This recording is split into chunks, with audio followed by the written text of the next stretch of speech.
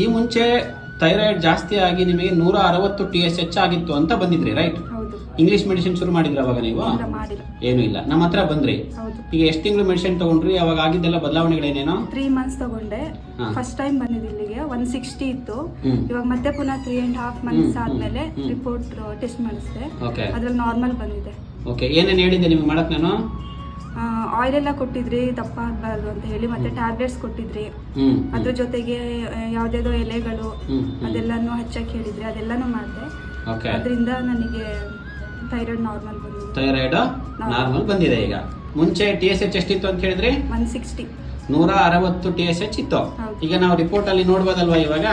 ಈಗ TSH ಎಷ್ಟಾಗಿದೆ ಈಗ? 2.25. ಅಂದ್ರೆ ಇದು ಕಂಪ್ಲೀಟ್ ನಾರ್ಮಲ್ ಆಗಿದೆ. ನಿಮಗೆ ಇಂಗ್ಲಿಷ್ ಡಾಕ್ಟರ್ ಹತ್ರ ಹೋದಾಗ ಏನಂತ ಹೇಳಿದ್ರು? ನಾ ಡಾಕ್ಟರ್ ಹತ್ರ ಯಾರ ಹತ್ರ ಹೋಗ್ಲಿಲ್ಲ. ಬ್ಲಡ್ ಟೆಸ್ಟ್ ಮಾಡಿಸ್ಬಿಟ್ಟು ಇಷ್ಟೊಂದು ಇತ್ತಲ್ಲ, ನಾನು ಇಲ್ಲಿ ಯೂಟ್ಯೂಬ್ ಅಲ್ಲಿ ನೋಡಿದ್ದೆ.